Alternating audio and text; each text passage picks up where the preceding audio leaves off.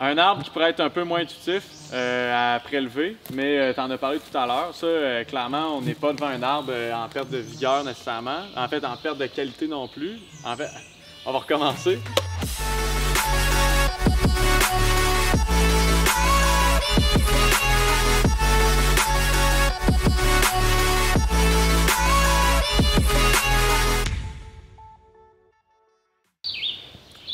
Super, alors l'étape importante quand on aménage une forêt, c'est le diagnostic.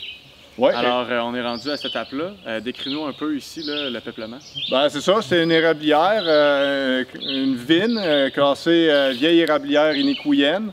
Vous voyez différents arbres de différentes grosseurs d'arbres qui ont différentes hauteurs. Puis c'est ça, fait que dans l'ensemble, c'est classé érablière. Selon les normes d'inventaire. Puis on se retrouve avec un peuplement qui a une surface terrière de 25 mètres carrés avec un DHP moyen de 26 cm.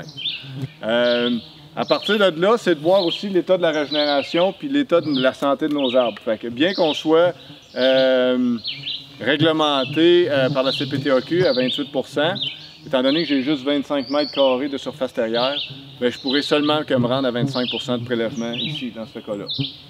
Puis, dans mon inventaire, j'ai quand même un état, soit MSCR ou le classement 1, 2, 3, 4 là, de Mason, qui va me dire l'état de ma forêt. Fait que si je me fie à mes données, je suis à peu près à 50-50 sur le Mason, là, entre du 1, 2, 5 versus le 3, 4, 6, là, que soit feuillu ou résineux. Ici, très peu de résineux. J'ai un petit peu de pruche. Qui a tendance à mourir rendu à ce stade-ci, parce que c'est un terrain bien drainé. Le sapin est mort depuis longtemps, manque de lumière, ou la carie a pris le pied, fait qu'il a complètement disparu. Il me reste des trambes en bordure de chemin, fait que c'est trompeur sur l'inventaire, il ne faut pas en tenir compte, dépendamment des parcelles où ils ont été pris. Leur gros, c'est de l'érable avec du bouleau jaune, c'est essentiellement ça qu'on a. Quelques hêtres, quelques freins. Fait qu'on va viser une prescription qui va viser justement enlever la majeure partie des freins puis des hêtres. Puis après ça, on va cibler les érables et les bouleaux jaunes là, qui vont être déclassés MS. Puis ceux qui vont être peut-être plus gros qu'un 40 cm pour aller chercher une valeur marchande à l'opération. Puis le fait aussi de faire ça, c'est pas juste la valeur marchande, c'est que ça représente des gros arbres qui ont une grosse couronne, qui prennent beaucoup de place, beaucoup de lumière et beaucoup de ressources aux autres arbres alentours. Puis comme on veut régénérer le peuplement, on veut installer une cohorte de régénération pour amener notre peuplement inéquoyen à survivre dans le temps, mais c'est bien d'enlever des arbres qui sont plus importants que d'autres, même s'ils sont classés C ou R, qui auraient un avenir encore de 100 ans devant nous. Quand tu es rendu un 40 à 50 cm, c'est le temps de récolter. Il y a une bonne valeur marchande pour aller au sciage ou déroulage. Puis on va se permettre de rentabiliser notre opération comme ça. Parce que malgré qu'on enlèverait toutes nos M ou nos S, ils vont toujours en revenir dans le peuplement. À un moment donné, ben, ça fait partie du cycle. Il faut qu'il en reste pour la faune, la flore, puis on veut avoir un peuplement mixte. C'est ça, puis je pense que tu l'as bien expliqué aussi, c'est dire aussi que les gros arbres qui ont atteint leur optimum économique, là, mais aussi ils vont faire beaucoup de lumière, là, puis il faut toujours penser à la régénération, puis c'est sûr qu'aller chercher ces arbres-là, ça fait rentrer énormément de lumière dans le peuplement, qui aide à établir une belle régénération après coup. Oui, puis ça peut faire la différence entre un accroissement annuel important ou un accroissement annuel faible, parce qu'un arbre de cette grosseur-là, il fait beaucoup de volume, mais il n'accroît pas beaucoup, tandis que si je le retire, il va tellement donner de ressources aux autres que je pourrais passer d'un 2 mètres cubes à l'hectare facilement à un 2,5 ou un 3 mètres cubes à l'hectare de croissement alentour, juste parce que je l'ai enlevé. Là. Ça change la vie du peuplement. Puis sur un horizon de 15 ou 25 ans, ben, c'est une question de rentabilité dans le futur. Là. Alors si on résume, tu prélèves à peu près 25 % ici. Oui, en priorité, c'est les M. priorité après, deuxième priorité, les S. Oui, c'est ça. Et après, les arbres qui ont atteint, tu as dit 40 à peu près? Oui, il va y avoir les 40, puis il va y avoir les arbres qui peuvent souffrir des différentes maladies, peu importe qu'ils soient M, S, C ou R. Là, les autres sont priorité 2 après les M et les S. On va cibler les hêtres et les frênes. Puis en catégorie 3, là, on va tomber dans les gros diamètres. Parfait. Alors, c'est vraiment comme ça que tu structures ta prescription. Catégorie Pour 1, ce peuplement ici. c'est ça. Catégorie 2, c'est telle autre chose. Catégorie 3. Alors là, lui, ton abatteur, il se promène. Puis en tête, il y a ses catégories 1, il y a ses catégories 2, puis ses catégories 3. En fait, là même, ça a été le martelage ici. Oui, c'est le marteleur qui décide. Marteleur. Puis l'opérateur, lui, va... bien sûr, il doit couper des arbres qui ne sont pas martelés pour faire ses sentiers, mais va quand même y aller là, afin de limiter cette coupe d'arbres-là. On se retrouve dans un peuplement quand même ouvert parce que c'est un vine. Fait qu'on n'a pas tant de tiges que ça à l'hectare, fait que la machinerie est quand même capable de circuler facilement entre les arbres. On va aller un petit peu plus loin dans le martelage. On va aller voir 2 arbres. Je pense que tu avais des choses à nous montrer. Justement, on vient de parler de gros arbres là, qui vont laisser entrer de la lumière. Alors, on va aller voir ça ensemble. Parfait. Bon, fait qu'ici, c'est ça, on retrouve des arbres puis un martelé.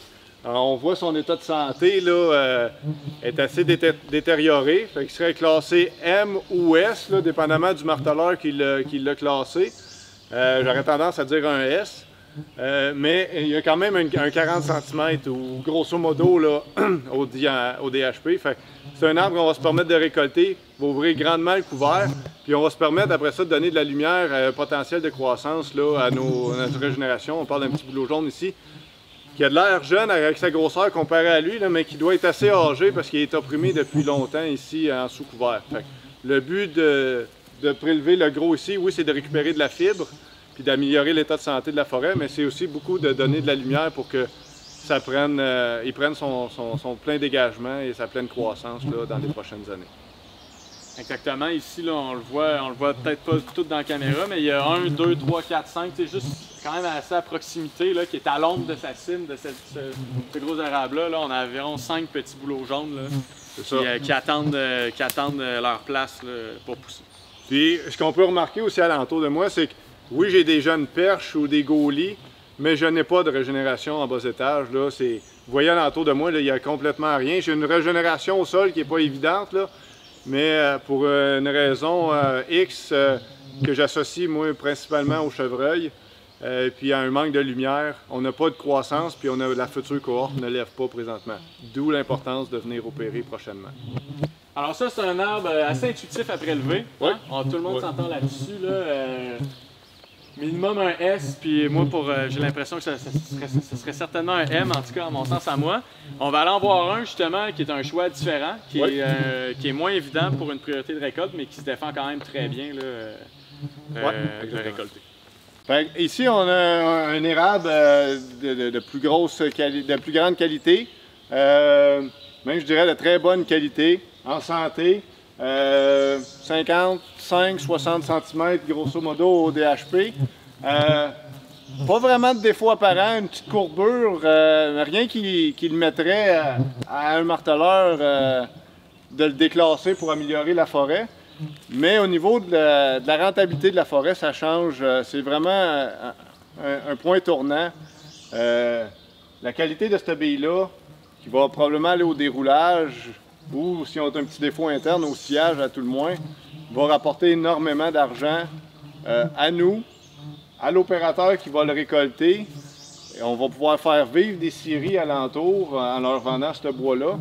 Puis à la grosseur qu'il a, son potentiel n'est pas tant de s'améliorer que peut-être plus de se détériorer dans le futur.